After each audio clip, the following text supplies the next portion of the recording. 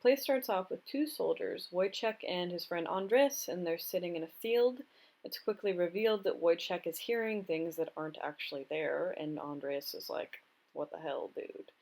And then we cut to scene two with Marie, who's Wojciech's wife, and she's sitting on her porch with her friend Margaret, and they're watching this marching band go by. And Marie is like, "Wow, look at the drum major. He's super hot." And Margaret's like, "You're married." And then Wojciech comes home, and he's like, "Babe, I'm hearing and seeing things. The end is near." And all she can say to that is, "Franz," which is apparently his first name, and then he leaves. And then we cut to scene three, and they're at a fair now, Wojciech and Marie, and they stumble upon a carnival barker with a monkey that's wearing clothes and carrying a sword, and he tells them to enter his tent for a performance. And the drum major that Marie thought was super hot from earlier and a sergeant see Marie, and they talk to each other about how hot she is. And then they like follow her and Wojciech around creepily, like talking about how hot she is and shit.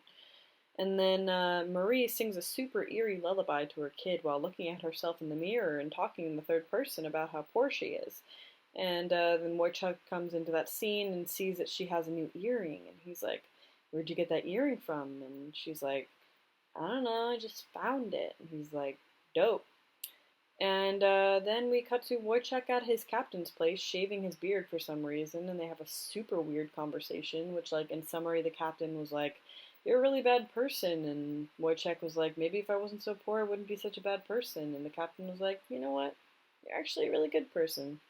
And then we cut to the next scene with the drum major and Marie, and they're being all scantily clad together, and that's just showing that they're having an affair. She calls him hot by saying that he has a chest like a bull and a beard like a lion, which I guess means that he's hot. And he's like, "Yeah, I know, I'm hot shit."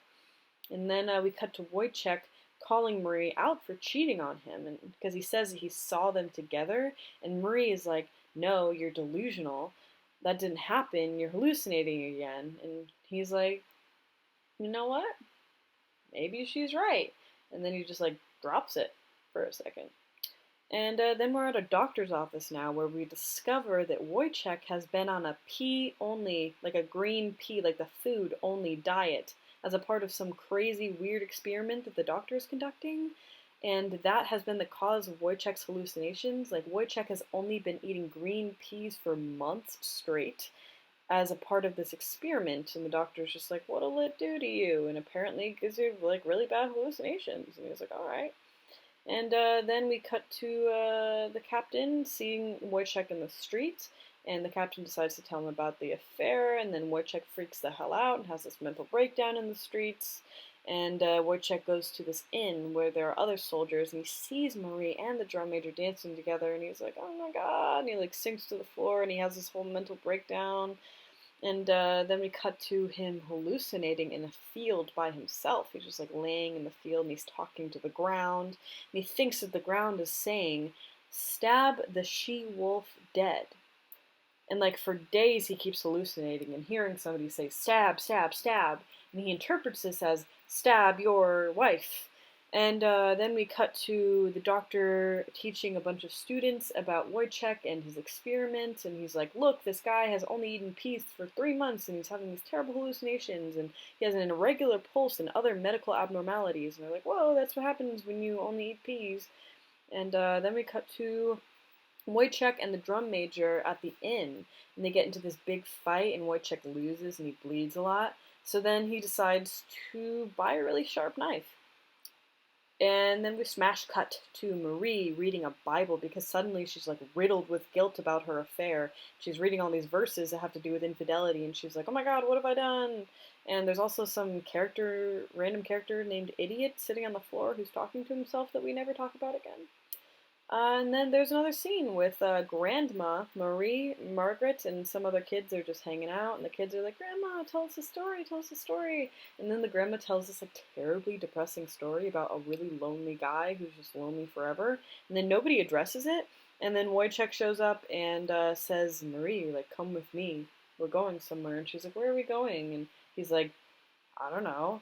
And what he does is he takes her to a pond in the woods, and then he speaks gibberish for a long time about her infidelity, and then he brutally stabs her to death. And after doing that, he runs to the inn that he hangs out in a lot, and he's like dancing and talking to this woman, and he's just psychotically babbling about things as he does. And the woman is like, "Your hand is covered in blood," and he's like, "I cut myself," and she's like, "I don't know, it looks a little bit more like you murdered someone." And she doesn't say that, but like it's implied. And that draws a lot of attention from people in the inn.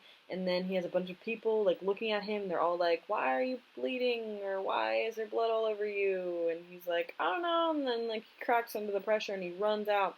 He's like, "God, I gotta hide the murder weapon." So then he runs back to the scene of the crime where he left the murder weapon for some reason, and he picks up the knife and he throws it into the pond. And he's like, "Be gone, knife."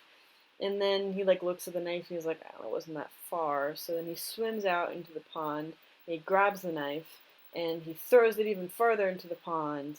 He's like, "That's far enough." And then he's like, "Yeah." And then he like keeps swimming. And then the play just ends right there. Thank you.